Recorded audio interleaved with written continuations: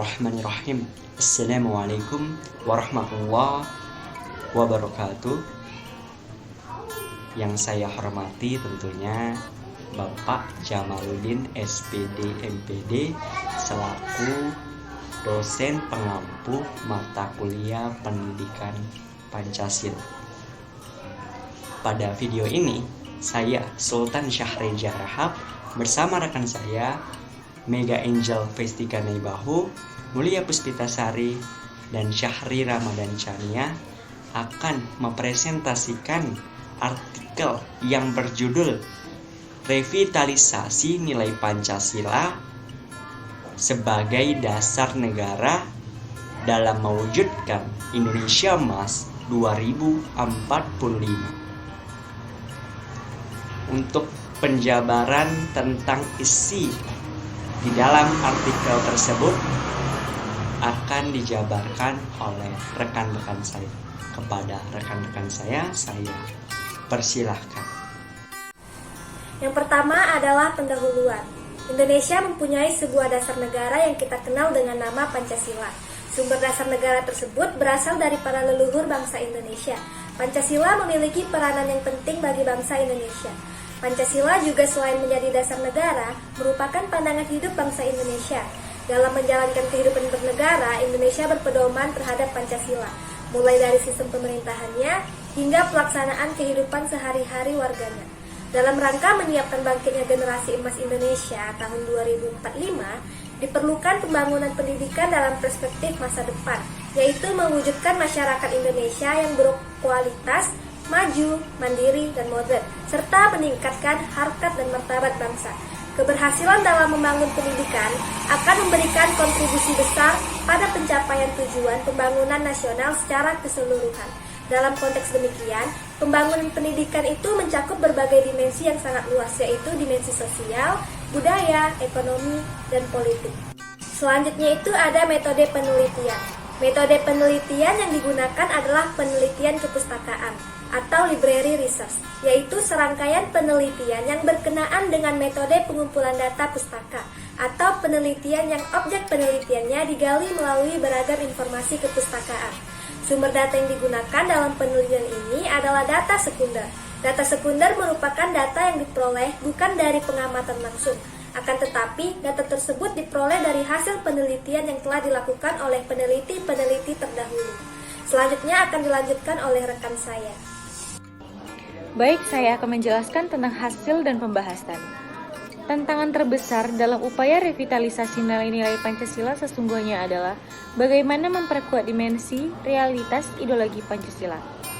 Wujud nyata dari implementasi nilai-nilai Pancasila harus benar-benar mampu diterapkan dalam kehidupan berbangsa serta bernegara dari waktu ke waktu. Usaha untuk mewujudkan nilai-nilai Pancasila dalam kehidupan berbangsa dan bernegara harus dilakukan melalui dua pendekatan komplementer. Yang pertama, pendekatan kultural. Kemudian yang kedua, pendekatan struktural. Kemudian, ada beberapa upaya yang dapat dilakukan. Di antaranya adalah yang pertama, peningkatan perhatian masyarakat terhadap nilai-nilai Pancasila. Yang kedua, penyamaan interpretasi pemahaman nilai-nilai Pancasila. Kemudian yang ketiga, penataan kelembagaan formal terstruktural sebagai pengawas dan pengembangan nilai-nilai Pancasila secara formal. Kemudian ada pilar impian Indonesia Emas 2045.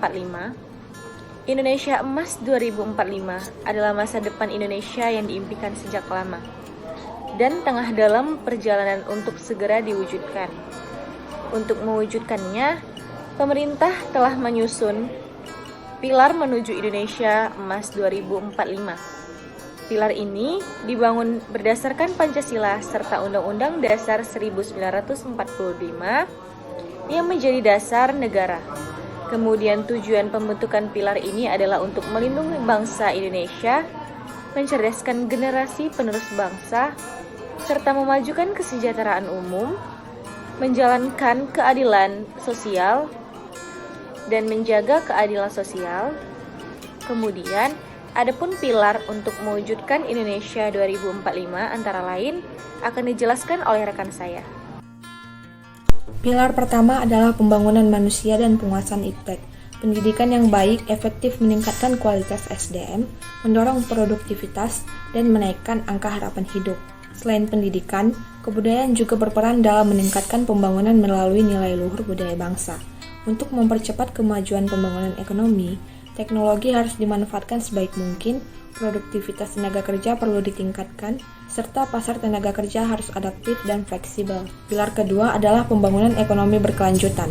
Didukung infrastruktur yang baik, Indonesia akan mampu mencapai posisi yang sejajar dengan negara maju di dunia. Demi mendorong keberlanjutan pembangunan, Indonesia berkomitmen tinggi untuk terus menjaga lingkungan hidup. Untuk mewujudkan hal tersebut, pilar kedua fokus pada percepatan industri dan pariwisata, peningkatan investasi dan perdagangan internasional, pembangunan ekonomi maritim, komitmen pada lingkungan hidup, pemantapan ketahanan energi dan air, serta peningkatan kesejahteraan petani dan pemantapan ketahanan pangan. Pilar ketiga adalah pemerataan pembangunan. Pemerataan di berbagai daerah terus ditingkatkan dengan membangun transportasi antar pulau, serta meningkatkan konektivitas virtual dan digital. Kebijakan inklusif dan distribusi ditingkatkan untuk menjangkau seluruh masyarakat. Untuk mewujudkan hal tersebut, pilar ketiga harus berfokus pada percepatan pengentasan kemiskinan, pemerataan pembangunan wilayah, serta pemerataan pendapatan dan kesempatan usaha. Pilar keempat adalah pemantapan ketahanan nasional dan tata kelola kepemerintahan. Reformasi kelembagaan dan birokrasi dilakukan untuk mewujudkan fungsi kepemerintahan yang mengutamakan kepentingan publik dan pembangunan hukum diarahkan untuk mewujudkan masyarakat taat hukum. Berdasarkan pada reformasi birokrasi dan kelembagaan, pilar keempat berfokus pada yang pertama politik luar negeri yang bebas aktif, kedua demokrasi substansif, ketiga penguatan sistem nasional, dan keempat penguatan ketahanan keamanan. Kesimpulan dari artikel tersebut ialah melalui pendidikan, Pancasila diharapkan mampu membentuk karakter penerus bangsa yang tidak goyah akan derasnya arus globalisasi. Indonesia Emas 2045 adalah visi misi pemerintah untuk membawa Indonesia menjadi negara maju, ekonomi yang kuat, sumber daya manusia yang berkualitas dan berbudi luhur. Untuk mewujudkan Indonesia Emas 2045 dibutuhkan peran rakyat Indonesia. Tanpa dukungan rakyat, masalah ekonomi, korupsi, kemiskinan, dan kesenjangan sosial tidak dapat terselesaikan. Demikianlah pemaparan isi artikel tersebut. Mari sama-sama kita wujudkan mimpi Indonesia